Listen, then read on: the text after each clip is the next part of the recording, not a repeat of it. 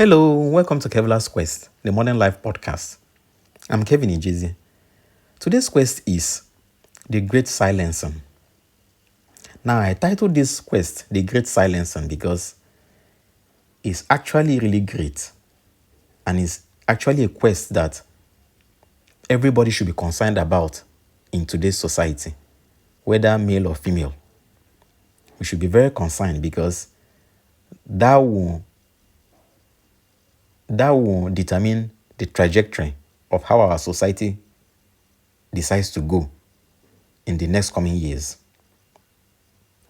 That's why I titled the quest The Great Silencing. Now, a huge study was recently done with over 68,000 college students across the United States. The researchers wanted to know how tolerant students are of different political viewpoints. Basically, whether they will be okay with speakers who disagree with them coming to campus. Now, you would think tolerance would depend on politics, right? The liberals versus the conservatives, the lefts versus the rights. But the surprising result was this. Politics didn't matter nearly as much as gender. Across the board, men were far more tolerant than women. In fact, men were more likely to welcome speakers they disagree with than women were to welcome speakers they already agree with. That's a huge difference. That's a huge difference because men welcome those that they disagree with, while women only welcome those that they feel that they agree with. This knowledge now challenges the old idea that women are naturally more empathic or tolerant. The data shows otherwise, and it matters because intolerance doesn't just stay in theory, it plays out in real life. Women, the study suggests, are more likely to use relational aggression like ignoring, excluding, silencing, or canceling. As women have gained more influence in universities, professions, and social media, this kind of aggression has become more visible. Put it all together, you get what I call the Great Silencing. Spaces dominated by women tend to be less tolerant of disagreement. Diverging from consensus risks being excluded or cancelled. And that's dangerous because no one can agree all the time without losing authenticity. Men, on the other hand, tend to hold space for disagreement. Maybe it's because they know that unchecked disrespect can escalate into conflict, even violence. So tolerance becomes a kind of safeguard. It's men who often protect the individual from being crushed by the mob. Think about how far we've drifted from the ideals of free speech.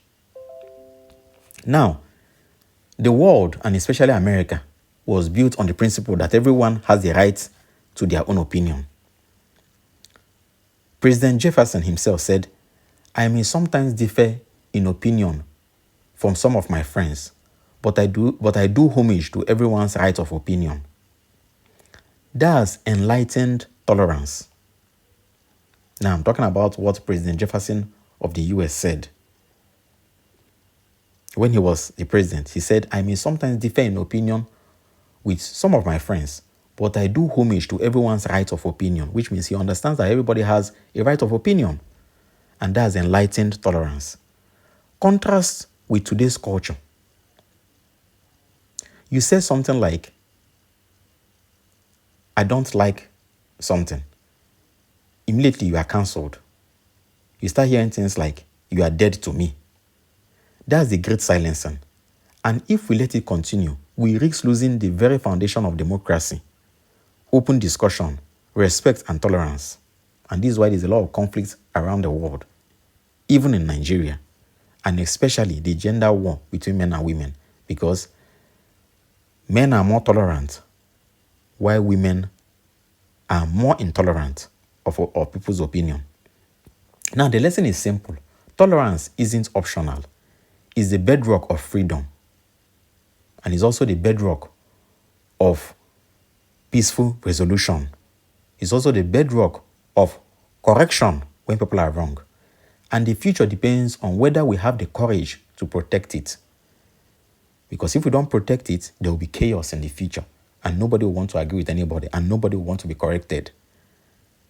And most times, it is seen that men should be the one that tries to stabilize society by correcting any ill that is going on the society. But now that there are greater chances of a man being cancelled, there's a greater chances of a man being relegated to the back. Most men have relegated that responsibility of speaking out when there's something wrong. They just go with the crowd. That's why we have a lot of crowd mentality these days and bandwagon mentality. Nobody wants to disagree. And when there's no disagreement, how can there be real correction? How can there be real resolution of conflicts? Then it now becomes we against them. And when it's we against them, the conflict can never be resolved because nobody wants to agree that they are wrong. So, that's our quest for today. Please subscribe, like, and share. Someone out there needs to hear this message. Maybe someone like you. Are you someone that is less tolerant of others? Are you someone that hates correction? We are being corrected by a male figure or a female figure. Although it's men that mostly do the correction most times. But these days, men are just there. They no longer try to stabilize society. They say whatever comes because they don't want to be cancelled. So in all this, let's spread strength and clarity to those navigating this journey. We will talk more in future episodes. Let me know your thoughts on this. Thanks for listening and take care.